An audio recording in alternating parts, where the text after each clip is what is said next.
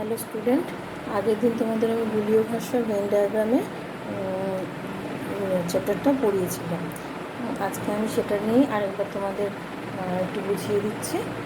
দেখো, আগের দিন আমি তো ভেন ডায়াগ্রাম করে করে দেখিয়ে দিয়েছি। আজকে তোমাদের একটু না করা ডায়াগ্রামগুলো কীভাবে করতে হয় সেটা আমি দেখিয়ে দিচ্ছি। দেখো, আগের দিন আমি কী বলেছিলাম যে যদি কোনো এমটি ক্লাস হয় তাহলে সেটাকে কী করতে হয়, পুরো সেট করে দিতে হয়, তাই তো? এই যে এখানে বললাম যে প্রথম প্রশ্নটা দেখো, আকাশ কুসুম নেই, তার মানে কি এটা পুরো এমটি ক্লাস, তাই তো? এখানে কি হবে, এস ইকুয়াল টু 0 করতে হবে। আচ্ছা, যেটা এমটি ক্লাস সেটাকে কি করতে বলেছি, আমি পুরো সেট করে দিতে বলেছি। তাহলে এখানে যে এস, এই একটাই শ্রেণী আছে আকাশ কুসুম, এই জন্য আমরা একটা এস করে নিয়েছি। আচ্ছা, সেটাকে আমি সার্কেল করে দিলাম, তাই তো? এবার সেটাকে কি করতে হবে, পুরো শেড করে দিতে হবে। তার মানে এই যে সার্কেল করেছি যে এস লিখে, এটাকে পুরো এরকম করে শেড করে দেবো। এমটি ক্লাস মানেই হচ্ছে মূল একটা শ্রেণীর কথা যদি বলে দেয়, তখন আমাকে এরকম করে শ্রেণীটার নাম লিখে গোল করে সেটাকে সার্কেল করে দিতে হবে। এবার যদি নন এমটি ক্লাস হয়, সেখানে যদি মূল একটা শ্রেণীর কথা বলা হয়, সেখানে কী করতে হবে আমাদের, সেখানে কিন্তু ইকুয়াল টু লিখলে হবে না, সেখানে আমাদের নট ইকুয়াল টু লিখতে হবে। এই যে এস নট ইকুয়াল টু 0 লিখেছি, দেখো এখানে আছে কি বিশ্বাসঘাতক আছে, তার মানে বিশ্বাসঘাতক শ্রেণীর অন্তর্গত একজন হলেও আছে, তার মানে এটা এমটি ক্লাস নয়। সেই জন্য এখানে যে বিশ্বাসঘাতকটাকে এস করে নিয়েছি, নিয়ে নট ইকুয়াল টু 0। এবার আমি এস এটা লিখলাম। এবার যদি নট ইকুয়াল টু 0 থাকে তাহলে কি করতে হয়, তাহলে কি শেড করলে হবে, তখন কি করতে হয়, ক্রস করে দিতে হয়। তার মানে এই যে এস শ্রেণীর অন্তর্গত বা বিশ্বাসঘাতক শ্রেণীর অন্তর্গত একজন লোক আছে, এটা বললে আমরা এই সার্কেল করে সেখানে ক্রস করে দেবো। ঠিক আছে, যে পরেরটা দেখো, সব কিছু জড় পদার্থ। এবার এই ধরনের বাক্য যদি দিয়ে দেয়, যদি কনফিউশন হয়, তখন ইংলিশটা দেখে নেবে। এটাকে কী আছে দেখো, ইংলিশ এভরিথিং ইজ ম্যাটেরিয়াল। এভরিথিংয়ের তো কোনো উদ্দেশ্য নেই, হ্যাঁ, তার মানে শুধু আমাদের ম্যাটেরিয়ালটা ধরেই করতে হবে। তাহলে এখানটায় আমরা কি ম্যাটেরিয়ালটা ধরে নেব, এম। হ্যাঁ, এবার এভরিথিং ইজ ম্যাটেরিয়াল মানে সব কিছু জড় পদার্থ। এবার জড় পদার্থ হচ্ছে এম। আর এমন কিছু নেই যেটা কিনা জড় পদার্থের বাইরে নয়, সেই জন্য এমন কিছু নেই যেটা জড় পদার্থের বাইরে নয়, সেই জন্য এটাকে আমরা এম বার করে দিলাম। এম বার করে দিয়ে ইকুয়াল টু 0 করে দিলাম। ঠিক আছে, এবার যেসব ক্ষেত্রে দেখবে আমাদের বার চিহ্ন দিয়ে আমাদের ভেন ডায়াগ্রাম করতে হবে, সেখানে স্কোয়ারটা করে নিতে হবে। অনেক ক্ষেত্রে তোমরা দেখবে যে এমনি মূল শ্রেণী দিয়ে করা জায়গাতেও তোমাদের স্কোয়ার ইউজ করে থাকে, হ্যাঁ, কিন্তু অত জটিলতার কোনো দরকার নেই। যেখানে শুধুমাত্র মূল শ্রেণী দিয়ে করা থাকবে, হ্যাঁ, যেমন এই যে এখানে শুধুমাত্র মূল শ্রেণী, তো এস দিয়ে করেছি, আমরা এস দিয়ে করেছি, এখানে কোনো বার সাইন নেই, সেই জন্য আমাদের এখানে কোনো ছক না করলেও চলবে, মানে কোনো স্কোয়ারটা না করলেও চলবে। কিন্তু যেখানে দেখবে বার ইউজ করছে, সেখানে তোমাদের স্কোয়ার করে নিতে হবে। কারণ কি, এই বার শ্রেণী মানে হচ্ছে বিরুদ্ধ শ্রেণী, মূল শ্রেণী মানে এম। এবার আমাকে বার মানে কি, এই মূল শ্রেণীর বাইরে পুরো জগৎটাকে ধরতে হয়। এই যে স্কোয়ারটা করে নিয়েছি, এর মানে হচ্ছে এই যে মূল শ্রেণী এমের বাইরে পুরো জগৎ, সেই জন্য এই যে এম বারটা বাইরে লিখেছি। ঠিক আছে, মানে এমটা হচ্ছে এই ম্যাটেরিয়াল শ্রেণীর অন্তর্গত শুধু এইটুকু। ঠিক আছে, এবার এম বার মানে এমের বিরুদ্ধ পদ, তার মানে এমের বিরুদ্ধ পদ মানে কি, এমের বাইরে যত কিছু আছে সব, তাই তো? তার মানে এই স্কোয়ার অংশটা মানে হচ্ছে কি সারা পৃথিবী। সেই জন্য বার চিহ্ন দিয়ে যে ভেন ডায়াগ্রামগুলো করতে হবে, সেগুলোকে স্কোয়ার করে নিতে হবে। ঠিক আছে, এবার আমি কি বলেছি, এখানটা কি আছে বুলিয় ভাষা দেখো, এম বার ইকুয়াল টু 0। তার মানে এখানে আমাকে কি করতে হবে, যেহেতু ইকুয়াল টু 0 আছে আর এম বারে আছে, তার মানে আমাকে, তার মূল শ্রেণী নিয়ে কোনো সমস্যা নেই, আমাকে এইটাকে প্রতিকায়িত করতে হবে, তাই তো? তাহলে আমাকে করতে হবে কি, এইটাকে পুরো করে দিতে হবে শেড।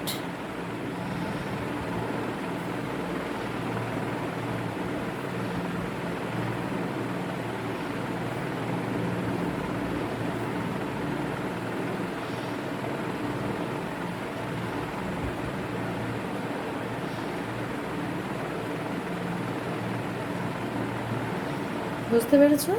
কারণ কি আমাদের এখানে এম বার নিয়ে আমি সিম্বলাইজ করবো, আর M bar equal to zero আছে, সুতরাং মূল শ্রেণী নিয়ে আমাদের কোনো সমস্যা নেই।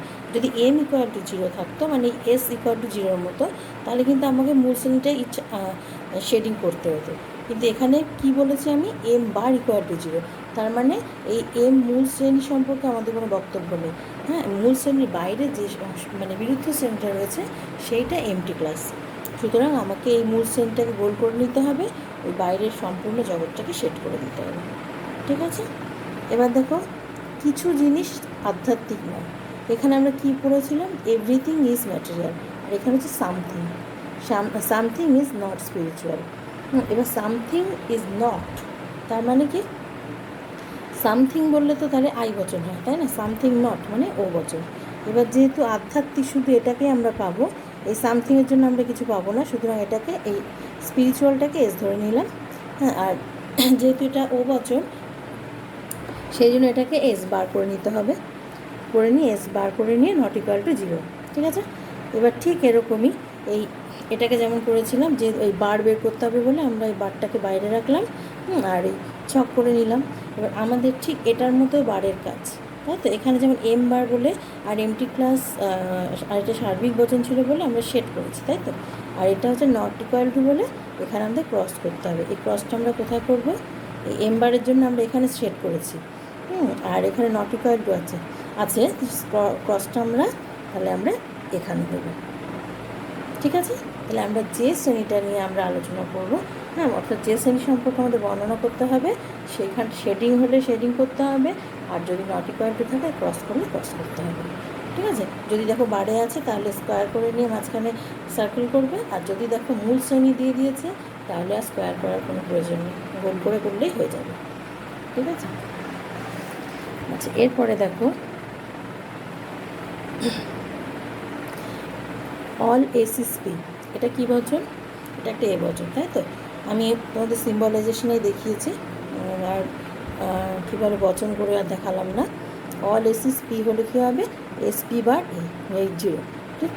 এবার এসপি বার জিরো যদি হয়, SP bar equal to zero যদি হয়, হ্যাঁ, এই যে এস এর একটা ঘর করেছি, পি এর একটা ঘর করেছি। হ্যাঁ, এবার পি বার মানে পি এর ক্লাসটা কিন্তু এমটি নয়, এস এর ক্লাসটা এমটি, তাই তো? তাহলে যে ক্লাসটা এমটি হয় সেই ক্লাসটা শেডিং করতে হয়, আর যে ক্লাসে একজন সদস্য থাকে সেই ক্লাসটা কিছু করতে হয় না, তাই তো? তাহলে আমরা কোনটা শেডিং করব? আর নট, যেহেতু ইকুয়াল টু জিরো আছে তাহলে শেডিংই করতে হবে, তাই তো? তাহলে আমরা যেহেতু এমটি ক্লাস এস, এটাকে সেট করে দেবো।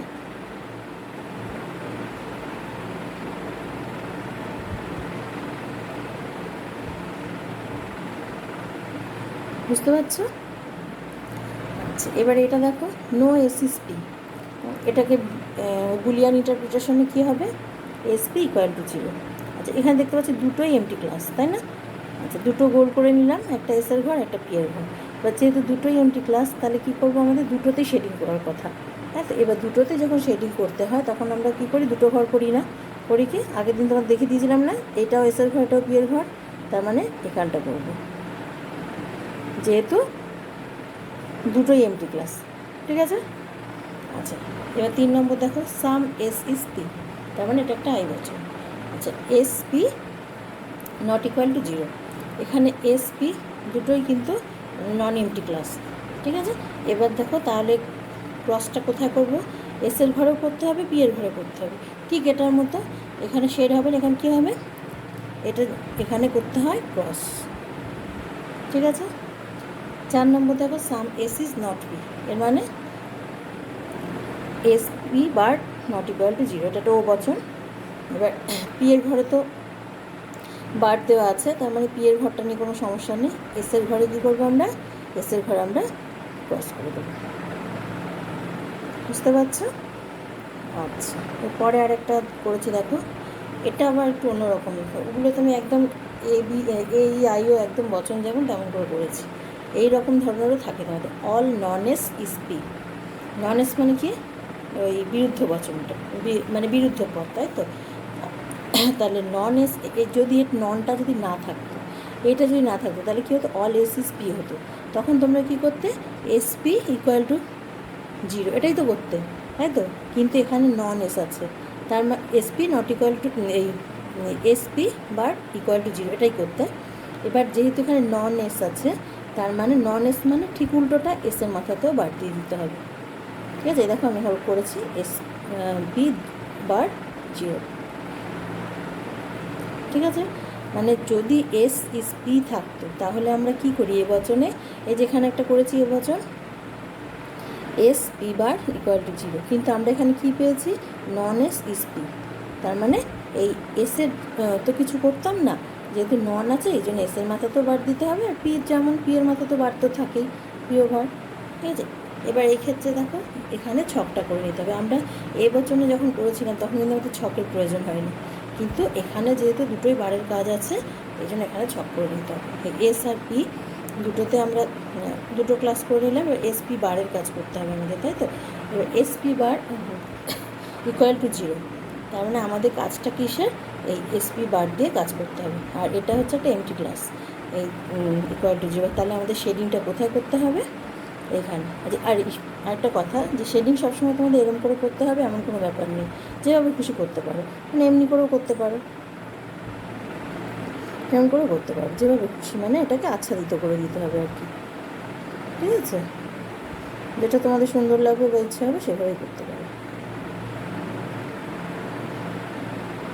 বুঝতে পারছো এটা কেন আমি এরকম করলাম বাইরের দিকে, কারণ এসপি নিয়ে আমাদের কোনো বক্তব্য নেই, আমাদের এসপি বার নিয়ে আমাদের সেট করতে হবে, বা এসপি বার নিয়ে আমরা কথাটা বলছি, তাই তো। যে এসপি বার হচ্ছে এমটি ক্লাস, এখানে কোনো সদস্য নেই, সেই জন্য এসপি যেমন আছে তেমন থাকবে, এই অর্থাৎ এসপি বাইরের জগৎ যেটা পুরোটা রয়েছে এটা পুরোটা এমটি ক্লাস, এই জন্য আমাদের বাইরেটা সেট করে দিতে হবে। ঠিক আছে, ভালো করে দেখে নিও। এবার সামনাসামনি হলে বোঝা যায় তোমরা দেখতে পাচ্ছ, বুঝতে পারছো কিনা, সেটা তো হচ্ছে না। যাই হোক, ভালো করে দেখে নাও, পরে আবার নিজেরা যখন করবে তখন আবার দেখবে ভালো করে বুঝতে পারছো কিনা। এবার এটা দেবো সাম নন এস আর নন পি, দুটোতেই নন আছে দেখতে পাচ্ছ। সাম এস আর পি যদি হতো তাহলে তো আই বচন হতো, কোনো সমস্যা ছিল না, আমরা এখানেও আই বচন করেছি, কোনো সমস্যা ছিল না, এসপি নট ইকুয়াল টু 0 করে দিয়েছিলাম। কিন্তু এখানে আছে কি নন এস, তার নন থাকলেই একটা মাথায় বার হবে, আবার এখানে নন পি আছে মাথায় একটা বার। আচ্ছা, নট ইকুয়াল টু 0। এবার এখানে ঠিক এই বার থাকলেই তোমাকে স্কোয়ার একটা করতে হবে, এই যে এস লিখলাম পি লিখলাম, এবার এসপি মাথায় বার দিয়ে দিলাম। এবার কি করব, যে যদি শুধু আই বচন থাকতো তাহলে এই যে এস আর পি করে মাঝখানে ক্রস দিয়েছি, তাই তো। কিন্তু এখানে কিন্তু আমাদের এসপি নিয়ে কোনো সমস্যা নেই, এসপি নট ইকুয়াল টু 0 নেই, আছে কি এসপি বা নট ইকুয়াল টু 0, তার মানে আমাদের ক্রসটা দিতে হবে কোথায়, এখানে। ঠিক আছে, মানে এসপি যে ক্লাসটা সেটা নিয়ে কোনো সমস্যা নেই, কোথায় সদস্যটা আছে এই এসপি ক্লাসটার বাইরে পুরো জগৎটাকে আমাদের এই ক্রস দিয়ে বোঝাতে হবে। ঠিক আছে, এরকম ধরনের প্রশ্ন আসে। এছাড়াও তোমাদের এসএ কিউ বা এমসিকিউতে যে ধরনের তোমাদের ভেন ডায়াগ্রাম থেকে কোনো বড় প্রশ্ন আসে না, এই ধরনের প্রশ্নই আসে। যেমন দেখো এরকম আসতে পারে, সঠিক উত্তরটা নির্বাচন করো, এই ধরনের প্রশ্ন তোমাদের আসে। সকল অএস হয় পি, এর বুলীয় ভাষ্য কী বলে 4টে অপশান দিয়ে দেবে। সকল অএস হয় পি, এইটা দিয়ে দিল, তাহলে এর বুলীয় ভাষ্যটা কী বের করো। এবার কোনটা করবে, অএস হয় পি, ভালো করে দেখো, সকল অএস হয় পি। আচ্ছা, যদি তোমাদের এ বচন থাকতো তাহলে কি করতে, এসপি, এটা যদি এটা সকল হয় তার মানে তো এ বচন, তাই তো, তাহলে কি করতে এসপি বার ইকুয়াল টু 0, এটাই তো করতে। কিন্তু এখানে কি দিয়েছি অএস, মানে এসের মাথাতেও বার হবে। এবার দেখো কী কী অপশান আমি দিয়েছি, এসপি বার ইকুয়াল টু 0 এটা হবে না, যদি এস শুধু থাকতো তাহলে কিন্তু এটা হয়ে যেত। তারপর এস বার পি, এটাও হবে না। তারপর এসপি ইকুয়াল টু 0, এটাও হবে না, এটা তো পরিষ্কার আই বচন, তাই ই বচন, তাই তো। এই যে এসপি বার ইকুয়াল টু 0, কি এটা করে দেখে দিলাম আমি, তার মানে এখানে তোমাদের টিক দিতে হবে। বুঝতে পেরেছো, এই ধরনের প্রশ্ন আসে তোমাদের। তারপর বাক্য দিয়ে দেয় যে কোনো শিক্ষক নয় অশিক্ষিত, অশিক্ষিত না কিন্তু অশিক্ষিত মানে বিরুদ্ধ বচন। এবার এর ভেন চিত্রটা কী হবে, কোনো নয়, তার মানে ই বচন, এটা ই বচনের ভেন ডায়াগ্রাম কী হয়, এসপি ইকুয়াল টু 0, এটাই হয়। কিন্তু এখানে কী আছে, কোনো শিক্ষক নয়, অশিক্ষিত, তার মানে নন পি, তাই তো? তাহলে এখানে কী হবে, নন পি মানে পি এর মাথায় একটা বার হয়ে যাবে, ঠিক আছে?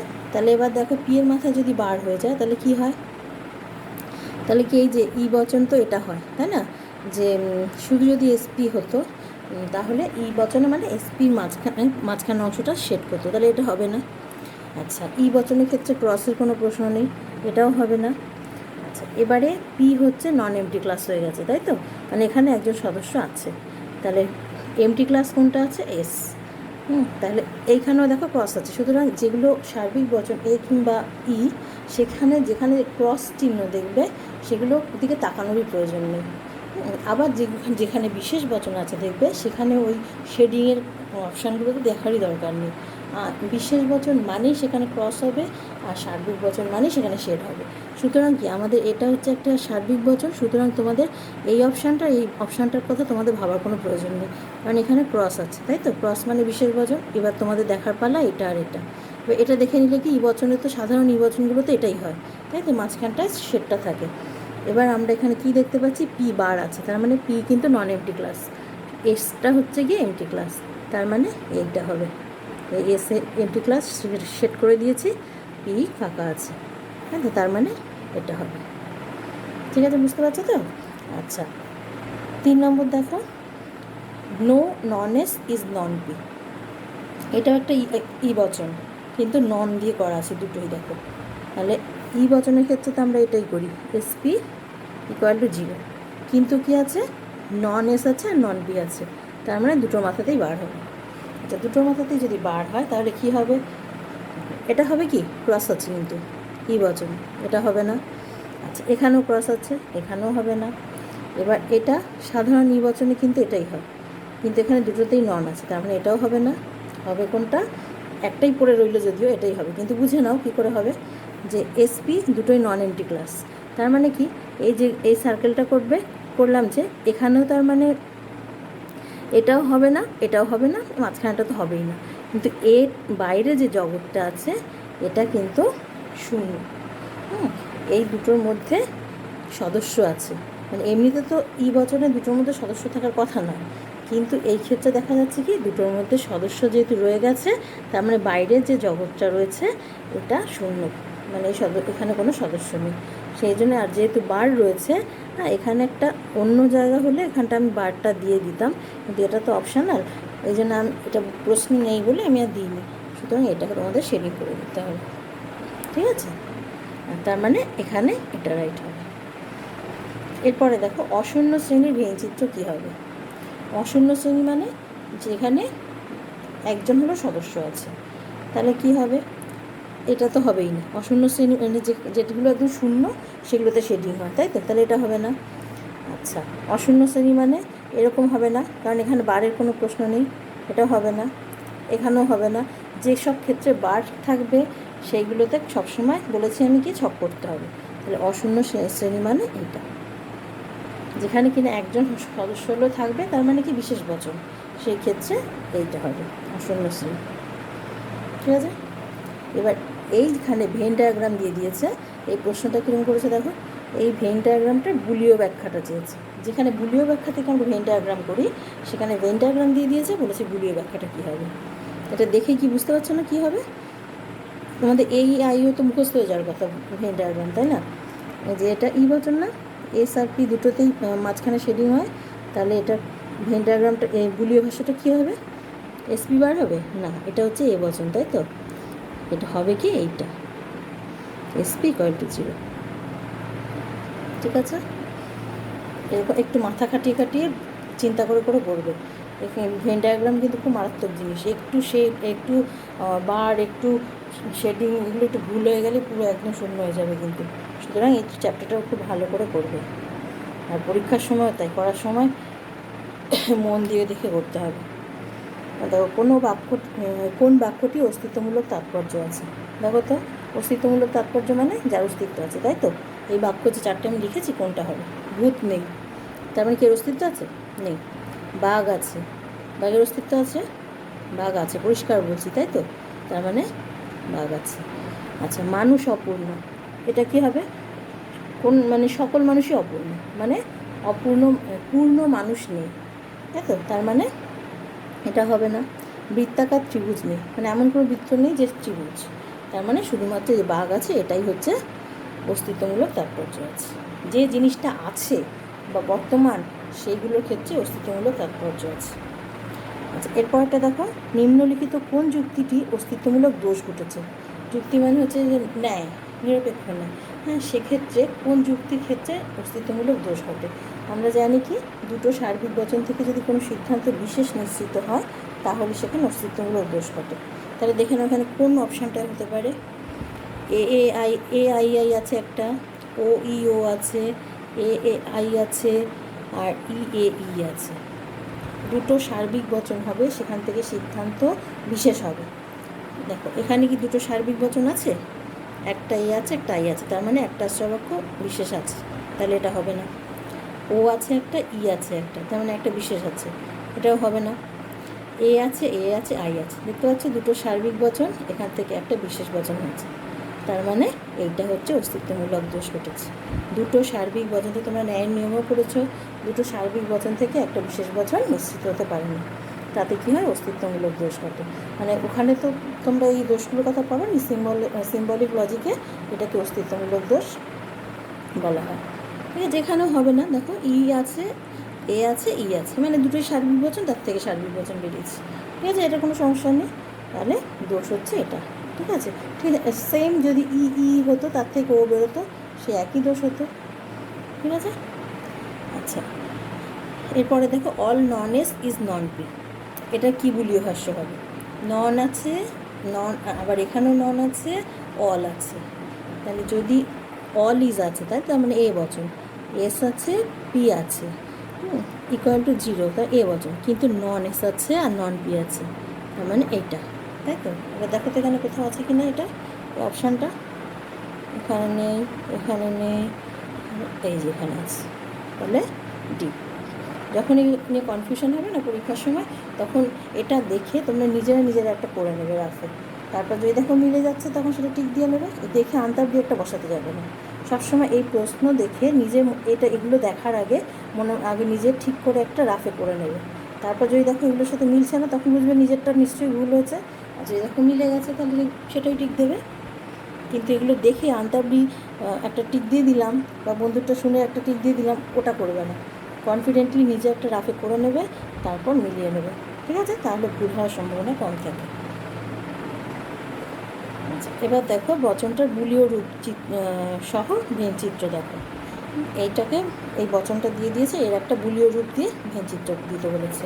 সাংবাদিকরা উপস্থিত, মানে সবাই নয় নিশ্চয়ই, কিছু কিছু সাংবাদিক উপস্থিত।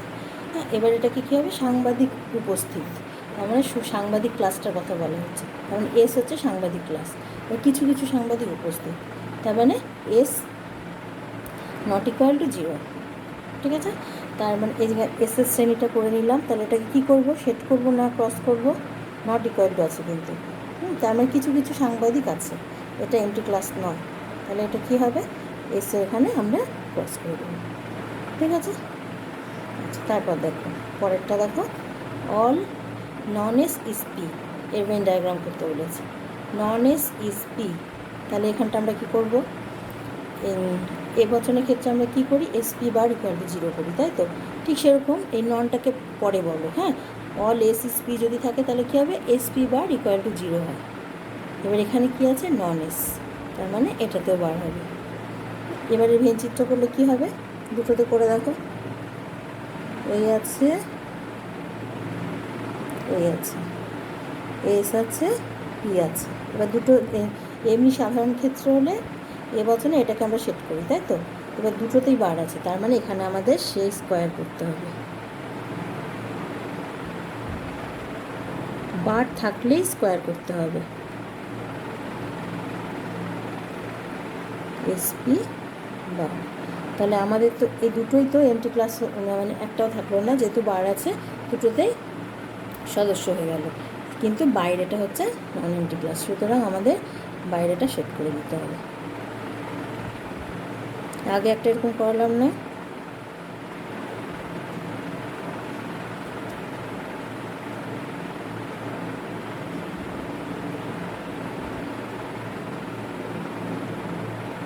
ঠিক আছে?